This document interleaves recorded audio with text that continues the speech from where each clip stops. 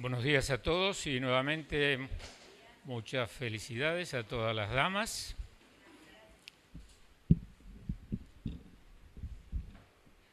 Mientras estaba meditando en aquello que Dios me dio para compartir en esta mañana, esta canción la estaba escuchando, entre otras, en la computadora, y le mandé un mensaje a Gaby o a través de José para que la cantemos, y otra que vamos a cantar luego, después de considerar la palabra de Dios.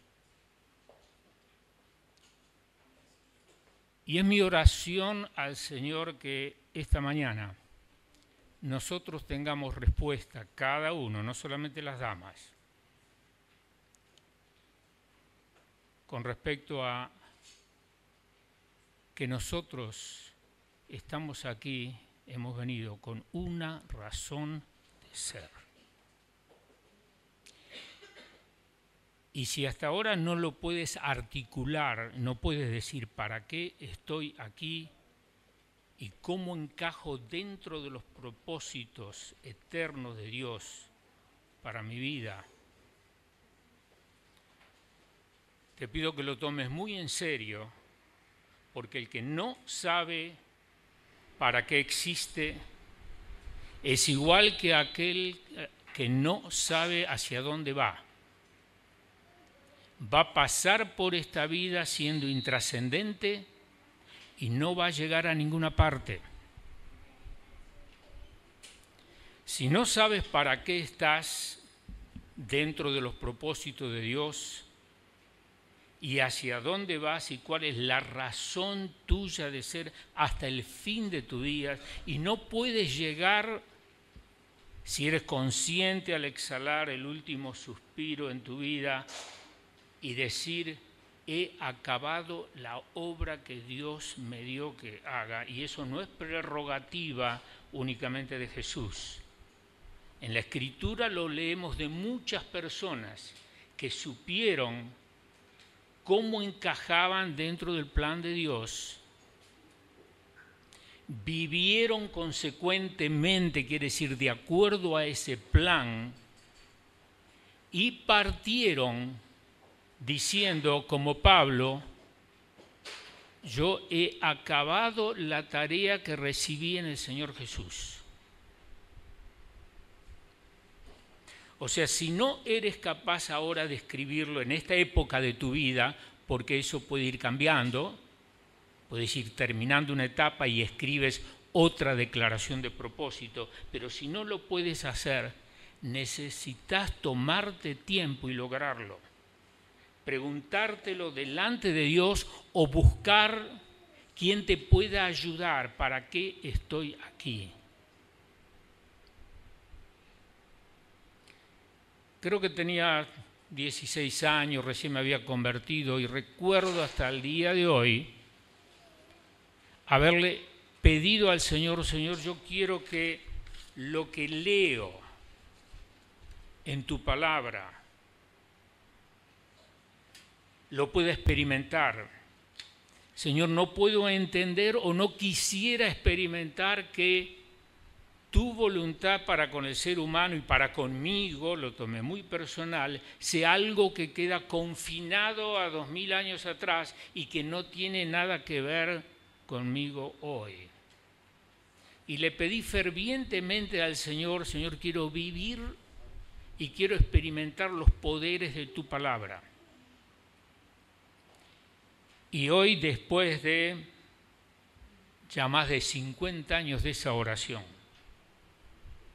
puedo decirle que repetidas veces, no solamente la recuerdo, sino veo cómo encaja algún episodio, alguna circunstancia de mi vida con algo que desde chico empecé a leer y empecé a incorporar. En esta mañana vamos a hablar de Esther. Pero más que de Esther, yo quiero hablar del Dios de Esther. Y yo les voy a pedir encarecidamente, y hagan un esfuerzo, les va a llevar no más de 30, 40 minutos.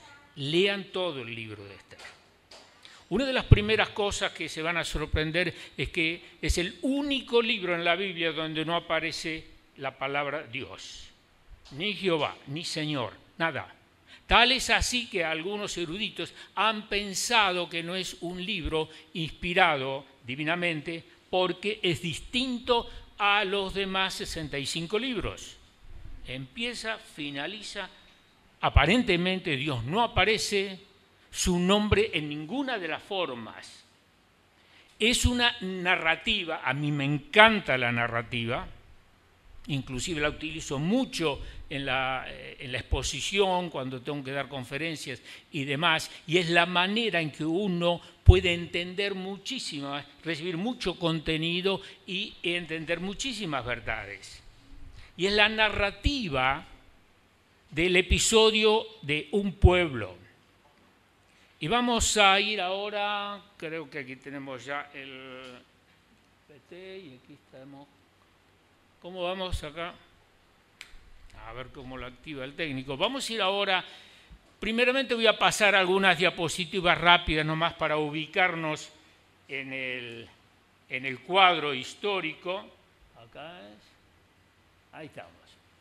El Día de la Mujer, ¿verdad? Se celebra en el mundo entero y uno dice, ¿y de dónde viene eso? Bueno, en los orígenes, no es un origen muy placentero por todos lados, porque tiene mucha connotación política, social, étnica y protestas, y todo eso tiene que ver con el tema de la mujer. En algunos lados nace y se instala después de un tremendo accidente donde ocurre la muerte de muchísimas mujeres, en otros lados reivindicando los derechos o las aspiraciones de las mujeres, como también en algunos países donde las mujeres estaban reprimidos y luego se le da lugar y participación en la política. Y así se coloca el Día de la Mujer para que sepamos que esto no es solamente decir, bueno, queremos darle un regalito a papá, mamá, bueno, hemos puesto el Día de la Mujer, así como para el año que viene seguramente cae un día de febrero, el Día del Fiscal. ¿Cuál es? ¿Verdad? Así van naciendo los diferentes días. Y lógicamente nosotros siempre los argentinos sobresaltamos o sobresalimos en todas las cosas y aquí nos mandan a lavar los platos a los hombres, ¿no? Así viene la manifestación. Ahora, yo también los desafío que ustedes encuentren mujeres en la Biblia. Y a veces no nos damos, a veces la lectura de la Biblia la hacemos un poquito tan rutinariamente y sin propósito, tal es así que se nos va el ánimo de leerla, pero busquen maneras nuevas de leer la Biblia. Yo a veces me pongo a leer la Biblia y yo quiero leerlo, voy a buscar los pasajes donde se revela Dios como amigo, o Dios como maestro, o Jesús como enseñador, entonces descubro su característica. Bueno, yo lo desafío a que encuentren mujeres en la Biblia, pero no, acá hay una, no, pero a ver qué enseñanza. ¿Por qué está eso? Ustedes saben que la Escritura dice que todas las cosas que fueron escritas ¿para qué? Nuestra enseñanza. Como hoy vamos a comenzar, y yo les desafío que vayan a casa y en estos días sepan cuánto Dios nos enseña a través de Esther. Bien, Dorcas tenemos, a Ruth, ¿qué más acá? A ver. Tenemos a la samaritana y tenemos aquí a Esther. Entonces, ¿qué condiciones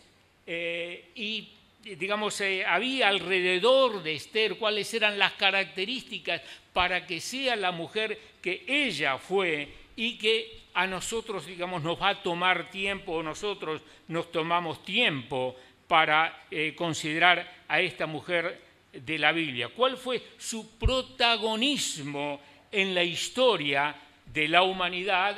Y también vamos a ver algo acerca de dónde y entre quiénes Esther se destacó. Tienen todo esto que yo pongo acá en su bosquejos. El contexto sobre Esther está en los primeros 2 capítulos del libro. Y luego de ahí arranca toda la historia, pero hasta el final, porque podemos ahí observar cómo Dios ha irrumpido en la historia. Ustedes saben que Esther, junto con otros, habían sido deportados de Jerusalén a Babilonia, otros fueron deportados, o sea, las dos tribus, Judá y Benjamín, fueron deportados a Babilonia, mientras que las otras 10 tribus fueron deportados a Asiria. Los de Asiria luego volvieron y esos pasaron a ser los samaritanos, y eran como ya una etnia híbrida porque se habían mezclado con los de Asiria, tal es así que al punto que entonces los judíos que se distinguían de los israelitas, ustedes ven, Judá e Israel, empiezan a descubrir por qué eso. Hay mucha profundidad en eso, por eso es bueno hacer a veces una investigación de la Escritura para no pensar judíos, Israel es lo mismo, los reinados, y después se empiezan a confundir, como dice el rey de Israel, el rey de Judá, pero hay mucho para poder hacerlo y no es complicado. A veces en una simple charla de alguien que lo entienda nos puede ayudar para tener un panorama bíblico mejor. Ahora, Esther era descendiente de unos que habían sido deportados de Jerusalén a Babilonia, y el imperio babilónico, y ustedes saben que nosotros tenemos alrededor de 16, 17 imperios mundiales desde el primero, y los medo-persas, ahí donde está, luego Esther fue reina de ese imperio, era el 5º imperio mundial. Entonces, los medos persas habían absorbido, conquistaron a los babilónicos, y estos, los medos persas, luego fueron conquistados por los griegos. Y realmente tenían un protagonismo muy importante, y no solamente por un tiempo, hasta hoy. En estos días nosotros estuvimos hablando mucho, escuchamos mucho acerca de los medo persas, de Irán. Está constantemente ahí en las noticias. Aparece una y otra vez y siempre con el mismo espíritu. Y así nosotros vemos la actividad del ISIS y otro, y que tienen la misma metodología de exterminio como la tenían y como la vamos a ver reflejada al leer Esther. Así que la historia, uno tiene que remontarse a sus principios para entender el presente y comprender hacia dónde nos dirigimos el futuro y saber cuál es la dinámica y qué ocurre. Eso nos hace comprender un poco lo que hemos leído la semana pasada, cómo han sido decapitados nuestros hermanos en aquel lugar, y esto no tiene un punto ahora, hay que engancharlo, de dónde viene, quiénes lo producen, cuáles son la filosofía, la religión o las creencias espirituales, qué los domina, cuál es la actividad del satanismo en esos grupos para hacer lo que hacen, y por eso nosotros podemos comprender un poquito entonces el odio que se desató se refleja en el libro de Esther contra el pueblo de Dios, y que se había decretado en un día el exterminio total del pueblo de Dios. No es poca cosa lo que se refleja en este lugar, y uno tiene que decir, ¿y de dónde viene esto? Bien, el contexto lo tenemos ahí, el pulsor lo tendría que tener acá también, pero bueno, está algo. Ahí está, bueno. Nosotros acá nos ubicamos con Esther en Susa, que es la capital, y todo esto acá en naranja era el imperio medo-persa. Hoy día sería ¿qué? Irán, y ahí cerquita va a estar Irak también, y todo eso es zona de conflicto tremendo, y es zona donde hasta hoy, esto ocurrió hace más de 3000 años, lo que leemos, y todavía el espíritu contra el pueblo de Dios hace que haya mártires y exterminio contra el pueblo de Dios. Continúa, todavía está el espíritu del adversario. Y la iglesia del Señor por eso tiene ese área. como un foco evangelístico para poder llevar luz en las mismas tinieblas, porque el Señor Jesús dijo que oremos por nuestros enemigos y que amemos a nuestros enemigos. No es poca cosa, por eso nosotros debemos saber por qué el Señor quiere que nosotros vayamos a los lugares donde menos han sido alcanzados, justamente porque las tinieblas desde hace siglos han estado actuando en contra del pueblo de Dios de manera tremenda. Ahí sucede también en toda esa área el acontecimiento de Daniel, de los varones en el horno de fuego y de tantos otros sucesos. Bueno, dijimos que no se menciona a Dios, pero realmente Dios está por todos lados y por eso recomiendo que se haga una lectura. Ahora vamos a considerarla a Esther como una persona que surge de la nada, de la pobreza, de la esclavitud y llega a la grandeza y al reino. Ahora, cuando yo les dije que Dios no se menciona pero está impregnado, es otra de las tareas que les doy, si quieren hacer tarea, leer la Escritura. Y hace poco hablamos por teléfono con un hermano mío, que fue mi mentor, todavía él vive, y nos dimos una tarea entre su esposa, él y yo. Vamos a leer Esther y vamos a descubrir a Dios actuando. Porque no lo habíamos hecho juntos. A mí siempre me gustó con él dialogar y ser enseñado. Entonces, después de 15 días lo volví a llamar, estuvimos 1 hora en el teléfono, y él y Carolina, la esposa, me compartían, y yo les compartía cómo Dios estuvo obrando e impregna todos los capítulos y la historia derredor a Mardoqueo y a Esther, y cómo Dios ha querido manifestarse en aquella época. Ustedes saben que llegó al punto en el reinado predecesor de los babilonios, o el imperio predecesor, llegó al punto que Dios quiso manifestarse en el rey o el emperador, en Nabucodonosor, que él promulgó que todo el imperio babilonio tenía que honrar y adorar y orar al Dios de Daniel. No es poca cosa, y nosotros hoy hemos orado por el intendente. Y a veces nos parece que nunca uno de nuestros gobernantes, y hace poco en el grupo nosotros estuvimos hablando acerca de que vemos que no hay temor de Dios y no hay presencia de palabra de Dios entre nuestros gobernantes. Bueno, eso ocurría también en Babilonia y en el imperio medo-persa. Por eso tenemos que enfocarnos y aún orar aquello que nosotros podemos hacer, porque eso sería un avivamiento. A veces nosotros decimos avivamiento a mucho ruido y muchos saltos, ¿no? Eso no es avivamiento, eso es un poquito de barullito, puede ser muy santo, muy lindo, pero un avivamiento es cuando toda una nación, por la obra del Espíritu Santo, o la mayoría de ellos, vuelve a Dios por una razón fuerte.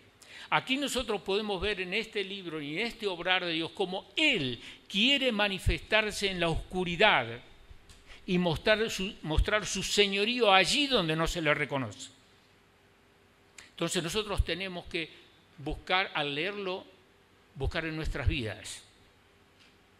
¿En qué parte de mi vida veo que el señorío de Cristo Jesús no es una realidad? Ahora, uno diría, pero qué tremendo Esther, las cosas que ella hizo. Ahora, ustedes saben que Esther fue una protagonista pasiva, en un sentido. Así comienza. Ella nació en esclavitud porque los padres fueron traídos y deportados junto con su primo Mardoqueo. Cuando ellos mueren, los padres, ahí, en una situación de esclavos, el primo de ella, mucho mayor, Mardoqueo, la, prohijó, la toma como hija y la cría. Pero ella nació en una situación de esclava y no tenían capacidad económica alguna. Lo único que ella tenía era la gracia de Dios de ser de hermosa figura y tremenda belleza. Pero tiene que ocurrir lo que ustedes van a ver en el capítulo 1 y 2, digamos, la introducción, el trasfondo, para que a ella, entre otras esclavas, la traigan a la presencia de aquellos que le elegían el harén, no solamente la esposa, sino el harén para el rey, para que allí Dios, se ve que Dios obra tremendamente, que hace que a ese servidor del rey le caiga en gracia Esther y le dé privilegios para que sea preparada y luego ser presentada con todas las otras ahí en el casting, ¿no? De las mujeres, y para ese toque del Señor en el rey y para que él la elija, y allí estaba. Pero ella hasta ese momento era toda una actividad pasiva.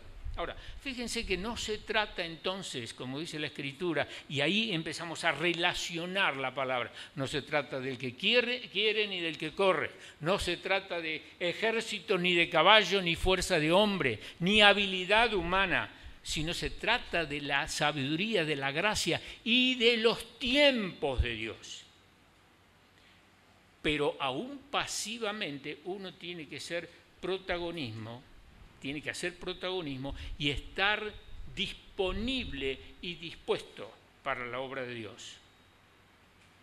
Y ahí estaba Mardoqueo como un tremendo mentor, orientándola y dándole mucho más consejos que aquel que se resalta acá, que no ni mencione que era judía, que no diga de dónde viene, porque sabía que esa sola palabra le iba a costar la cabeza a ella. Fíjese la situación de esta chica, las peores de las situaciones, como para que tenga algún privilegio en aquel lugar.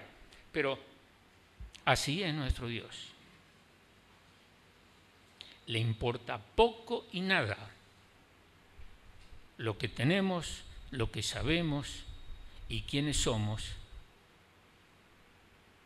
Y en la Escritura, ahí aparece, en Corintios nos dice que lo necio del mundo, lo menospreciado del mundo, lo vil del mundo, Dios elige para que todo el mundo conozca que solo Él es reina, solo Él es poderoso, solo las bendiciones son solo mérito de Dios y Él no comparte su gloria con ningún otro. Ahora, quizás alguna vez te preguntaste, ¿y quién soy yo para que Dios se fije en mí? O diste vuelta a la moneda y peor fueron los razonamientos. Yo soy esto y esto y esto y Dios nunca puede fijarse en mí. ¿La contra de ser poco o nada o la contra de ser quien no debe ser o no ser como los otros que creen que son mejores que vos o no saber muchas cosas? Bueno, eso es lo menospreciado, eso es lo vil. Y Dios lo quiere tomar y con eso quiere hacer, como dice la Escritura, un vaso para su honra y para su gloria. La lectura de este pasaje puede a nosotros animarnos a tal punto de despojarnos de todas aquellas cosas, aquellos imposibles o lo que había obrado en nosotros para hacernos ver que con nosotros no pasa nada y nunca puede pasar nada.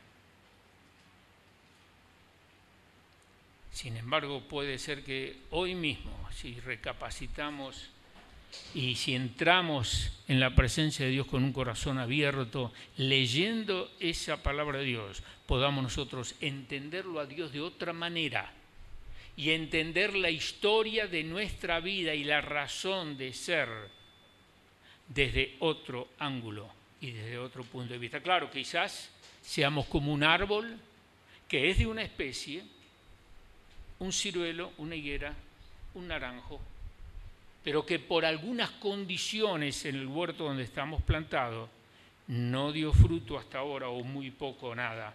Pero hace falta algo, que venga alguien que sabe, el hortelano divino, y que coloque ahí profundo en las raíces y que lastime la tierra alrededor nuestro y aún nuestras raíces y coloque aquello que le va a dar vitalidad. Yo he visto personas, me acuerdo a un señor de edad, haber visto cómo con una masa clavaba unas puntas de hierro en las raíces de una planta, porque dice, esto es lo que necesita esta planta para desarrollar y para crecer. Así, a veces el Señor tiene que trabajar y lastimar en nuestra vida para que nosotros podamos empezar a dar el fruto por el cual, por naturaleza, a nosotros se nos asignó que demos. Entonces, permitámosle a Él que lo haga.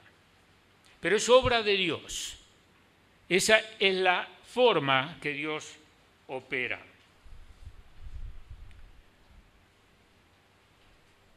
Bien, ya hemos razonado algo de esto. Ahora vamos a ver la evidencia del favor de Dios. Cuando son traídas por medio de los sirvientes de Asuero las mujeres para que sean seleccionadas como futuras esposas, ella es seleccionada y Dios permite que ella sea elegida por Asuero como reina del imperio medo-persa. Por eso es bueno leer un poquito de historia y hoy día internet entre y les puede abrir los ojos y decir, no, pero no fue poca cosa aquello que ocurrió con esta mujer. Y eso nos ayuda a nosotros también a comprender cómo Esther, a pesar de haber estado en esa posición, ella no cambió de ser como era. La Escritura nos dice, para aquellos los que han leído ya y los que lo van a leer, que Esther hacía todo lo que su mentor, su primo, le decía, porque era el papá de ella. Y él la tenía ahí y la cuidaba, a tal punto que la historia dice que una vez que ella fue llevada ahí al palacio del rey o al recinto, al lugar donde estaban preparando las que serían seleccionadas como mujeres, ahí se paseaba Mardoqueo y para escuchar a ver cómo le iba a su prima, a su hijita. Y ahí estaba, como un siervo de Dios. Ahora, la historia nos dice que Mardoqueo escucha a dos de los sirvientes de Asuero, para hacer la historia larga, corta, por eso les recomiendo que la lean, escucha que ellos estaban planeando un complot para matarlo al rey, se lo hace saber a la reina Esther se lo hace saber al rey, el rey averigua y fue hallado cierto este tema y los cuelgan a estos dos hombres. Y eso se escribe en una crónica, se registra lo que ocurrió, se registra el nombre de Mardoqueo, que fue el que le avisó a Esther, y ahí quedó. Y es librada la vida del rey por ese aviso. Ahora, luego aparece otro personaje funesto después de esto, un tal Amán, que procura la muerte de los judíos y también aborrecía a Mardoqueo porque no le hacía reverencias. Y determina un día en el almanaque persa en que se exterminen a todo el pueblo judío que estaba en Susa y en otros lugares, porque este hombre era un antisemita declarado. Pero es bueno siempre mirar cuando escuchen este antisemitismo, ustedes saben lo que significa. Algunos creen que bueno, solo es estar contra los israelitas o contra los judíos, pero va más allá. Sem era el hijo de Noé, sobre el cual pesaba la bendición de Dios, y de los semitas venían todos los descendientes, de una rama de los semitas, los descendientes de Israel y de Judá. Y el antisemitismo se traduce en la práctica, es estar en contra del pueblo de Dios, porque también son semitas, ¿quiénes? árabes, muchos son también semitas, pero con ellos no hay problema. Y ellos mismos son contrarios al pueblo de Dios. Exclusivamente la rama de los semitas, que son el pueblo de Dios, hay dos ramas a causa de los descendientes de Abraham, porque Abraham tuvo otro hijo. Están los de Ismael y están los de Isaac. Entonces, ese antisemitismo que estaba en Amán era nada más que el odio hacia el pueblo de Dios, que había que destruirlo, porque es un odio que se refleja desde Génesis hasta Apocalipsis, y ahí está hoy constantemente en la radio, en los libros, en los debates, el antisemitismo, pero entendamos que eso no es un problema contra judíos o demás, sino contra el pueblo de Dios. Nosotros también somos el pueblo de Dios. Entonces, Esther es llamada por Mardoqueo y le dice Mardoqueo: mira, vos sos la reina, presentate al rey, comentale esto que Amán ya decretó de un día determinado, y que el rey lo había firmado, mejor dicho, le había dado el anillo para que lo selle a Amán. Bueno, vos haces lo que quieras con ese pueblo, porque ignoraba totalmente, y mucho más ignoraba la ascendencia de la esposa de Esther. Sabía que con eso estaba sellando la muerte de su esposa también. Bueno, hace lo que a vos te parece, a él no le iba ni le venía. Pero Mardoqueo le llama a Esther y dice: andá y presentate al rey y decile que está este decreto, que en un día vamos a ser todos exterminados. Entonces Esther le dice: de acuerdo a la ley y de acuerdo al reglamento, yo no me puedo presentar ante el rey, al patio del rey, si no me llama, me mata. Y no iba a ir, y se lo manda a decir, todo muy lindo, a mí me pesa. Ella dice que se dolió, hizo ayuno cuando se enteró de la angustia, porque lo vio todo vestido con harapos a Mardoqueo en señal de duelo, y dice: me da pena, pero no puedo hacer nada, porque no puedo presentarme. Y ahí, yo lo parafraseo, viene palabra de Dios a Esther por medio de Mardoqueo y le dice: si no vas, si querés salvar tu pellejo por causa de lo que dice el decreto del rey y de los persas, estate por seguro que vos y tus padres también caen. Y lo principal y lo que quiero dejarles en esta mañana es que él les dice: pensá, ¿por qué estás en el lugar que estás hoy? Y pensá en la oportunidad que tenés de servir a Dios y al pueblo de Dios hoy y para esto. Hoy y para esto.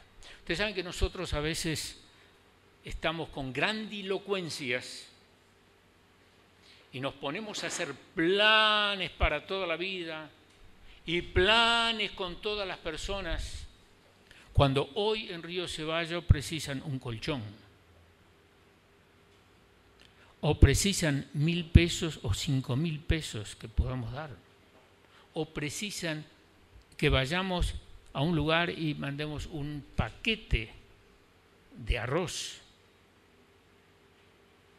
o 10 paquetes, porque ustedes saben que lo que nosotros damos es la medida de nuestro amor. Nosotros con lo que hacemos expresamos las cantidades. Entonces, ¿cuánta vida tenemos para el prójimo? Y comparémoslo cuánta vida nosotros estamos invirtiendo y muchas veces, lamentablemente, gastando, y en el peor de los casos, malgastando para nosotros mismos o para cosas improductivas. ¿Cuánta vida tenemos invertida con y para Dios? y cuánta no tenemos. ¿Cuáles son las demostraciones que pueden hacer ver cuál es la calidad de nuestra entrega, de nuestro amor y de nuestro servicio? ¿Cuándo? Y por eso esto que nosotros tenemos en nuestro bosquejo y en la pantalla. Cuando nosotros escuchamos la voz de Dios y reaccionamos como corresponde y como lo hizo Esther, cuando la obediencia prevalece y supera el temor y la duda, como ocurrió en el caso de Esther, entonces ahí la calidad de nuestro ser como hijos y siervos de Dios se refleja, se evidencia. Y allí estuvo, porque nosotros mirábamos hasta ahora a Esther como un protagonista, como dije yo al principio, pasivo. Mientras que aquí, después de la conversión, cuando le llega palabra de Dios, y hay una conversión, porque ahí hay un clic, hay un antes y después. Van a leer hasta ese momento una Esther, y de ahí en adelante es otra Esther, y lo van a ver luego.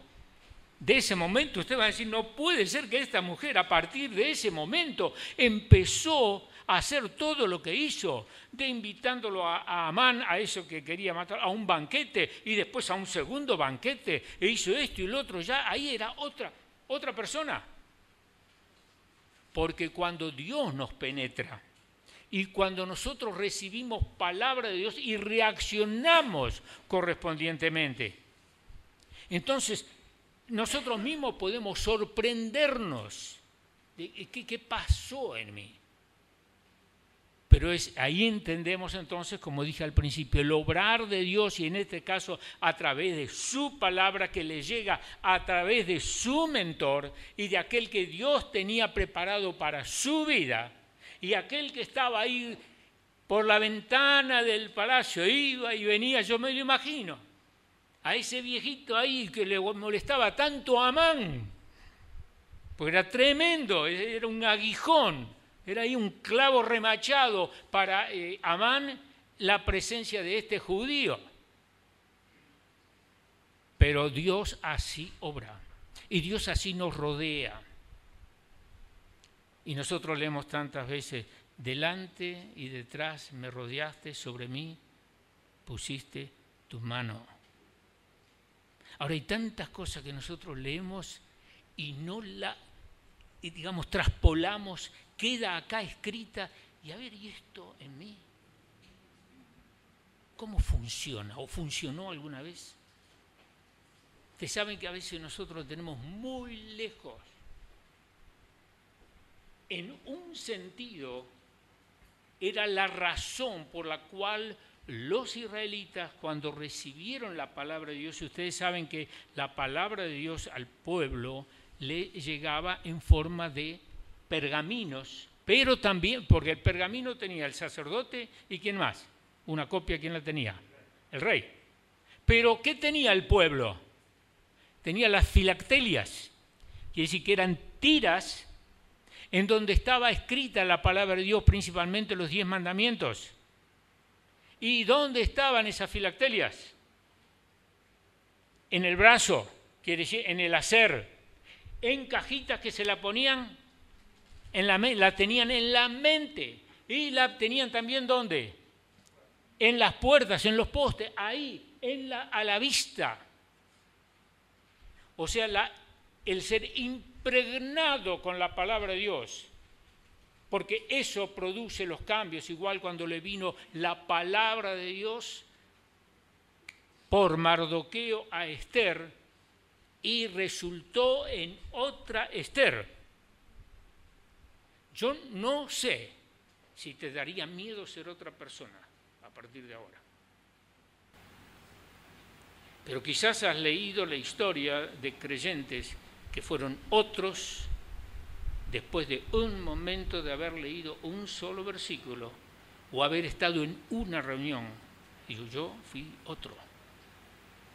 Yo fui otro, recuerdo a los 15 años, después de haber ido a una reunión y donde Dios me llamó y me dijo que yo era un pecador y me tenía que arrepentir. Ese fue un antes y un después, y fui otro. La obra del Espíritu Santo me transformó, y así tengo algunos momentos en mi vida en los cuales se produjo cambios dramáticos, pero dramáticos, que yo puedo decir, hasta ese momento yo era uno y después fui otro, e impactó en mi vida, y impactó en mi práctica, impactó en procedimientos.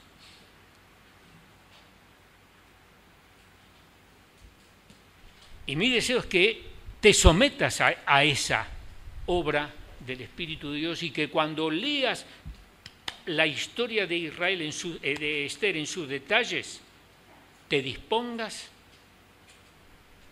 a que ese momento se duplique también en tu vida y que tenga lugar, si te animas.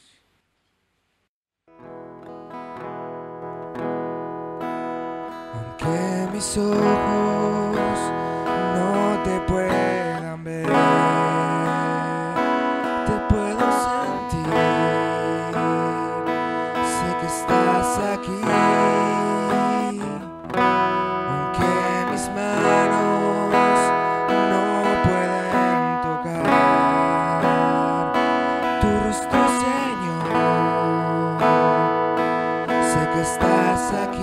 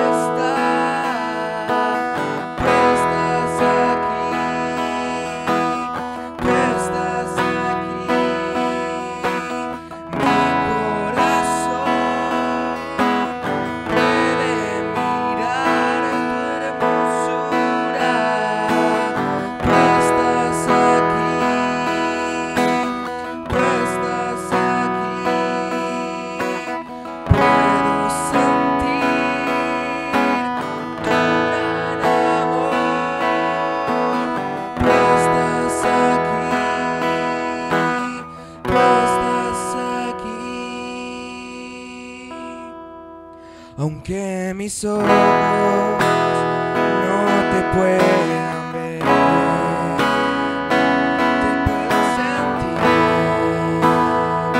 sé que estás aquí. Aunque mis manos no puedan tocar tu rostro, Señor,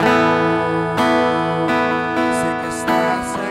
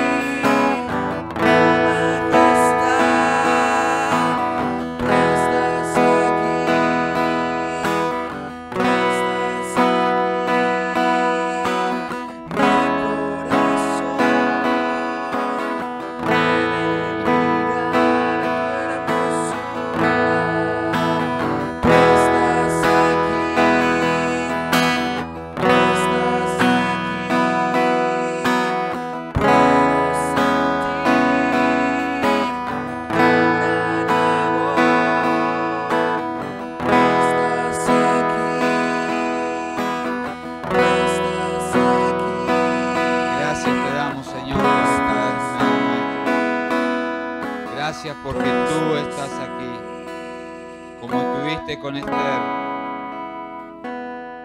estás con nosotros. Gracias porque respondiste a nuestro clamor.